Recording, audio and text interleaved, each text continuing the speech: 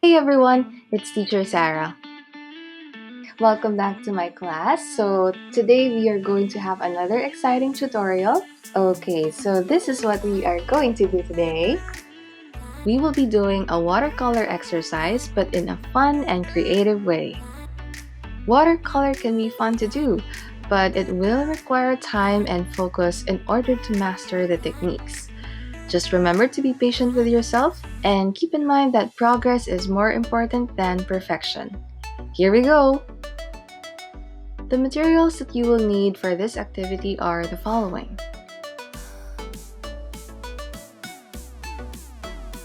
I will be using 9 by 12 inch Canson watercolor paper. This type of paper can hold more amount of water than a regular paper. For our exercises, I will be using a medium round brush, a filbert brush, a smaller round brush, and a medium flat brush. You may use whatever is available at home, but it might be difficult to execute the techniques without these brushes. We will use 2 water containers, one for rinsing your brushes and the other for clean water. First, let's prepare the borders. You may use a masking tape, but a washi tape is preferred. If the masking tape is too sticky, you will need to stick it onto a clear surface 3 or more times. Place the tape on all sides of your paper to avoid extreme warping caused by water. Now, let's divide the spaces into 13. Feel free to do the following exercise as creatively as possible. You may want to use 2 to 3 colors for your project.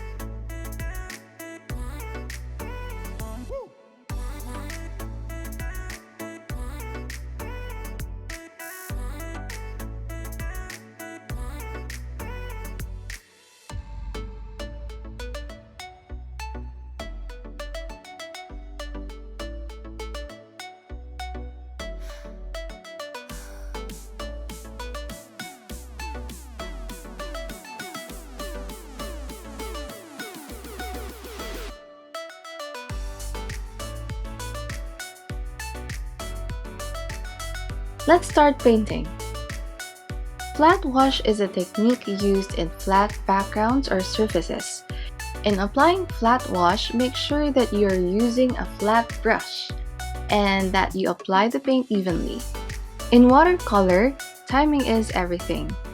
You might need to paint quickly so that it won't be difficult to spread the paint as it dries.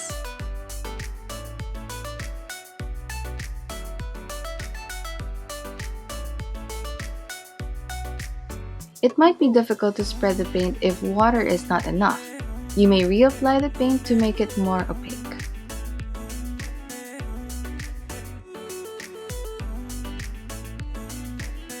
Glazing is just like layering. This can be useful in painting almost anything: portraits, landscapes, seascapes. Here, I am using a round brush to define the shapes of my pattern. I will first apply a translucent blue shade.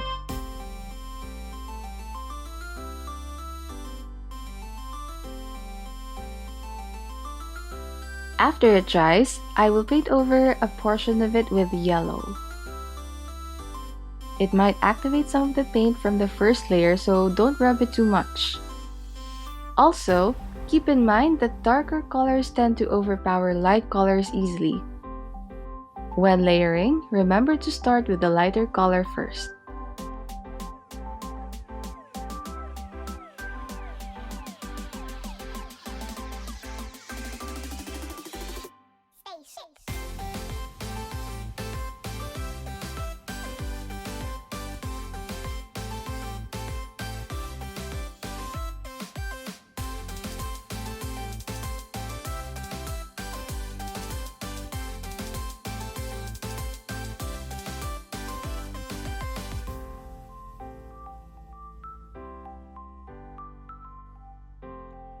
Graded wash is commonly used in painting the sky or landscapes. I will start with an opaque color first and then gradually lighten towards the opposite side using water. It might be especially hard to make it smooth, so keep trying until you get the hang of it.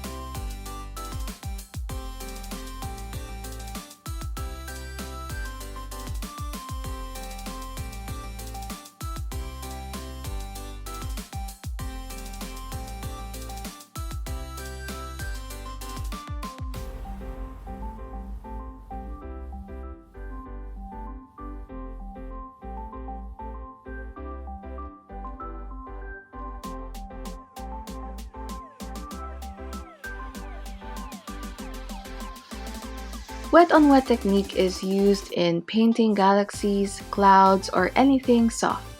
Its effect gives you the feeling of something delicate and hazy. To make this effect, apply clean water on the paper and add wet paint before the water dries. You may also play with 2 or more colors to make it more interesting. However, make sure to use the colors that are on the same side of the color wheel. Otherwise, it might turn out muddy or dark. This portion of the video is played in real time to show you that painting quickly is important to achieve the desired effect.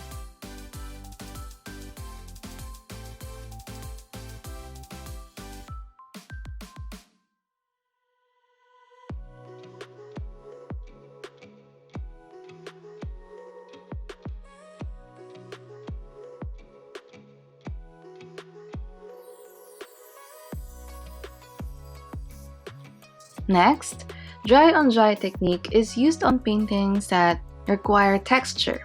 To do this, simply use a dry brush with damp paint on dry paper.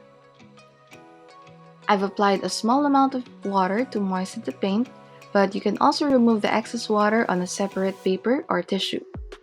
Apply like an almost dried paint on the paper.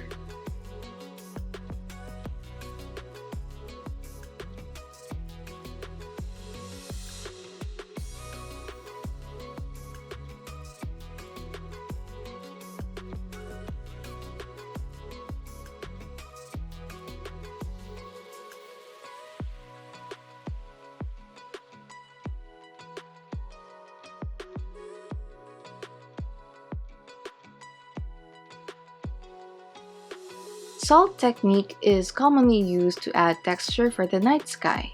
This technique is done by applying a flat wash first and sprinkling a pinch of salt. Make sure to scatter the salt so that it doesn't accumulate in one area.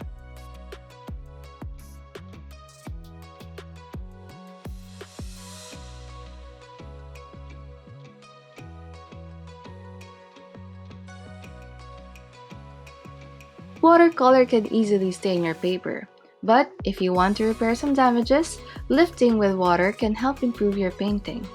For this exercise, you will need a small brush and tissue.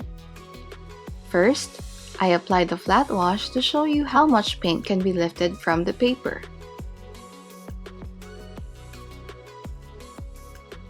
After drying, lift the paint lightly by rubbing the paint with your brush and water. Remove the excess paint by wiping the brush on the tissue.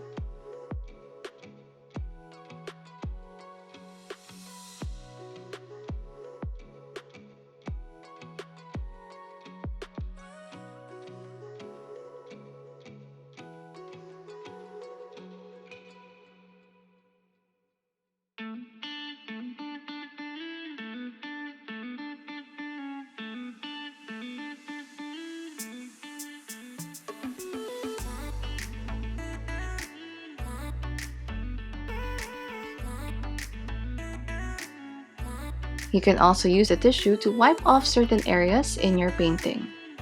You might notice that the paper is still stained. That's because some of the pigment can no longer be removed, and that's okay.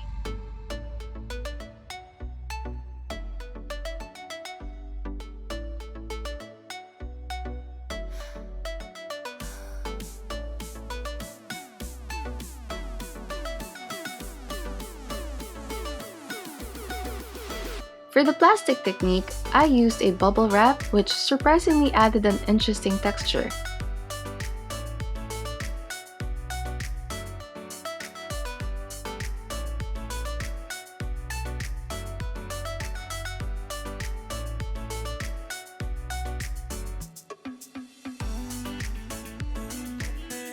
After applying flat or grated wash, stick the plastic onto the paint while it is still wet.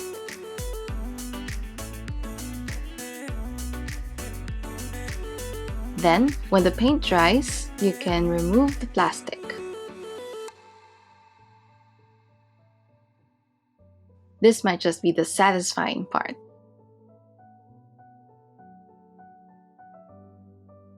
You may also try any kind of plastic for this exercise. Mixed media, by definition, is the use of two or more traditional mediums in one artwork. In this exercise, you may use any of the following materials: colored pencils, ink, or oil pastel.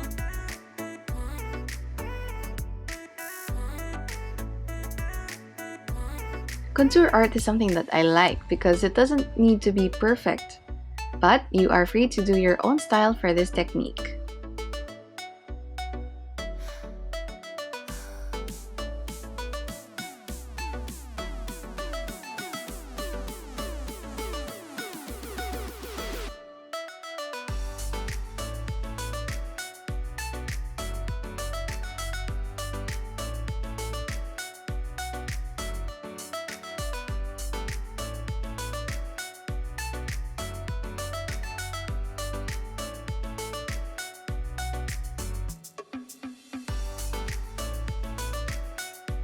Alcohol has been quite essential, especially during this pandemic. Not only can it help disinfect or sanitize surfaces or our hands, it can also be used to repel paint. I use this technique when I want to have the similar effect of a white paint over watercolor. This might be a handy technique in painting interesting textures for nature-related subjects. You might be familiar with the paint splatter. We do this by spraying the paint using a toothbrush or any type of brush. Finer bristles will give you finer spots. If you use large bristles, it will result in larger stains. Make sure that the rest of your artwork is covered with scratch paper to keep your work nice and neat.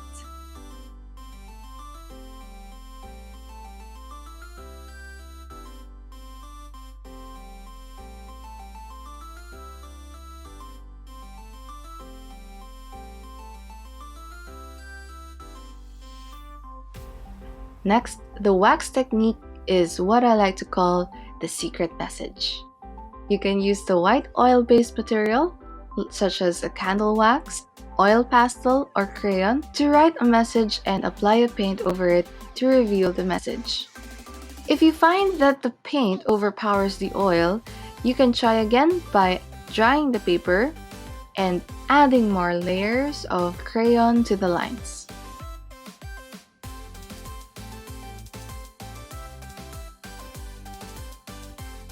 Make sure to use more water with paint when covering the outlines. See, mistakes can also be turned into something beautiful. Blowing is a fun technique that can be an abstract art in itself. Use an empty ballpen tube or a metal straw for this one. Just drop loads of water and paint, then blow them away.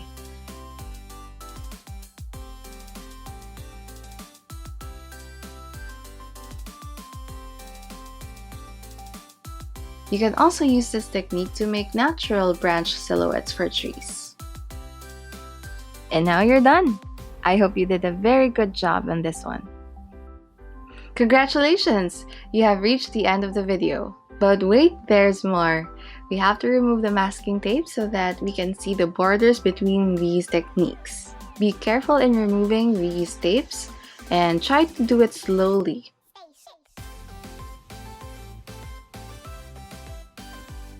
If you find this tutorial fun and informative, please give a thumbs up.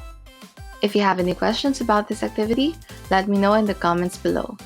I hope that you can try to explore more ways to do these exercises and be creative when painting with watercolor. Thank you for watching! See you on our next class!